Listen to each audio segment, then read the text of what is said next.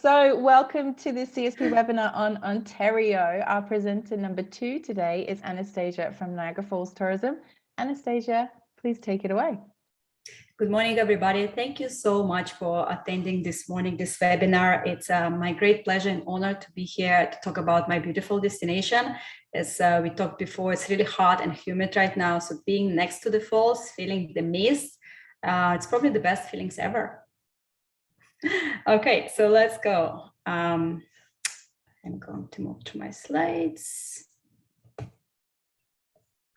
So as Sonia mentioned before, Niagara Falls is very easy to access, and it can be a part of the whole Niagara and plus the rest of Ontario itinerary, or it can be part of your Ontario plus Quebec itinerary. Quebec is our neighbor, and that drive from Niagara Falls to Quebec City is incredibly beautiful. I did it myself with my family a couple of times. So there are a lot of options. It's very easy for self-driving itineraries.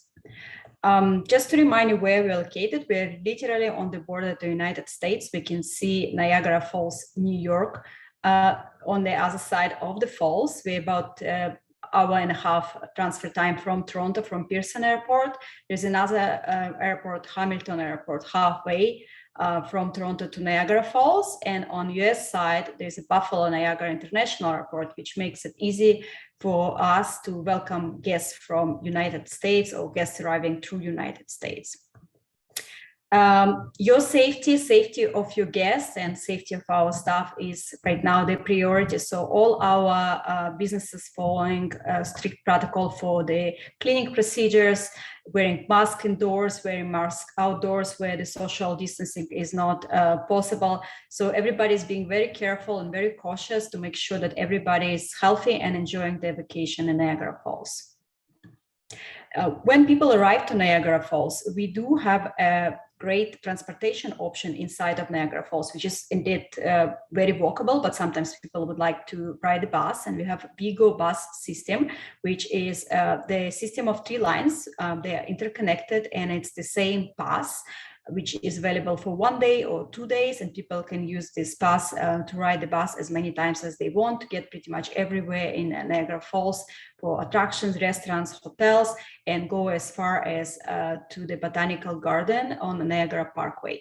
Also, before COVID, we had an extension to Niagara on the Lake. Right now it's not running, but hopefully it will be back. Of course, falls, that's what brings most of the tourists to Niagara Falls. Niagara Falls are beautiful, absolutely majestic. And there's so many ways to see, to enjoy it. It's not just simply look and leave. I'm going to talk about some ways, some fun ways. Niagara City Cruises, which you probably know before as Hornblower Niagara Cruises. They did major rebranding, and now the name is Niagara City Cruises, which totally makes the sense. That's the boat that takes people right to the falls, right to the mist. You get really wet, and it's so much fun. There are areas in this boat, there are washrooms, and there is an area behind the glass where you can stay if you don't want to get wet. But I mean, getting wet, especially right now in the middle of August, it's a lot of fun. This is a seasonal attraction. Another great attraction, and one of the oldest ones, is the Skyline Tower. On the top of the Skyline Tower, there's an observation area, and there are 2 restaurants. One is buffet, and another one is a evolving dining room, where you can see the falls and the city, and it takes about 1 hour to do the full turn. That's a great way to celebrate something special, like a wedding anniversary, maybe honeymoon, a birthday, or just come for the meal with the amazing view. Journey Behind the Falls, another favorite of mine. That's a great attraction, and it's open year-round. That's an observation area right next to the falls. Again, you get very wet.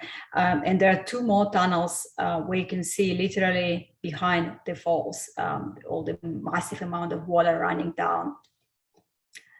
Niagara Helicopters. That's must do when you're in Niagara. Flying over the falls, amazing experience. They can do it year round, depends on the weather. Of course, if it's snowing or heavy rain, helicopters do not fly. But let's say if it's a beautiful day in January, blue skies, falls, rainbows, that's really a fun thing to do, to fly over the falls. Okay, that's really my number one favorite at the moment. It's relatively new attraction. It was opened about 4 years ago, I believe. It's zip line to the falls. So it's not really fast. It's not about the speed. It's about the view. As you zip line down the falls, you enjoy the falls. You can feel the mist on your face, and then when you land at the landing area, again, you're very close to the falls. You can take pictures. And now they also offer nighttime zip line to the falls, where you can zip line while looking at the illuminated falls. Clifton Hill. Clifton Hill is another area close by the falls, and this is great for nighttime entertainment. Most of the attractions here are open until 1 a.m. or even 2 a.m. right now in the season. And there's a lot of attractions there. It's very family friendly, very kids oriented, but there's also a lot of places where you can eat casual food, a quick bite or desserts, souvenir stores. For example, Skyville is one of the signature attractions on this street. So it's another great area to visit while you're in Niagara Falls and enjoy the vibe. For people who would like to experience more outdoors adventure. In Niagara, of course, we have an amazing natural sites. Some of them are attractions where you have to pay entrance fee. For example, this one on my slide is Whitewater Walk, where you can see rapid 6-class rapids, the fastest rapids in the world. We also have obstacle courses, but we also have a lot of natural hiking places where you can hike, you can cycle, you can take time and have a picnic outside there and look at Niagara River and all this amazing nature around. I'm happy to say that despite everything, despite COVID and lockdown, Niagara was able to get a new attraction this year. Niagara Parks Power Station was opened on August 1st. This building here was built in 1905, and it was one of the original power station on a Niagara site, on the Canadian Niagara site, that was used to produce electricity using the water from Niagara Falls. And the technology was based on the inventions of Nikola Tesla. So the building is still the way it used to be. It was at that time, with all the original equipment. And I couldn't believe it myself, but apparently it was still functioning until 2006. So Niagara Parks took the ownership of the building, and they turned it into a very educational attraction where people can learn how the electricity was produced. In 2022, so next year, they're planning to open the stage 2 of this attraction, where there will be another tunnel going to the falls, and that was used as the tunnel to discharge the water after the water was used for the electricity production. So that will be another observation area overlooking the falls on the different angle. Just to show you how beautiful this building and how massive it is, I have a short video, but I'm going to show you just a little bit of that.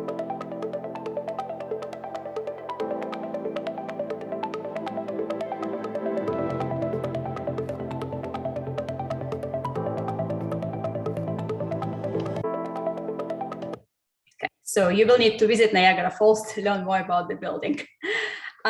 Just about 20 minutes drive from Niagara Falls, we have an amazing Niagara wine country. There's over 30 different wineries with different backgrounds producing different wines. Most of them have some kind of food component to that. Either it can be tasting with food, or restaurants or patio, from high-end restaurants serving very beautiful cuisine in Niagara wine country, to just some kind of seasonal food truck type of food establishment. So there's a lot of a lot of taste, a lot of drink, and it's not just about the wine anymore. We do have a lot of breweries and distilleries, so you can spend like a whole day, if not two, going through Niagara wine country and trying and tasting and eating. One particular beverage that I would like to mention is Niagara Icewine. Niagara Icewine is the dessert wine, and we are famous for that particular wine because it's a cold weather.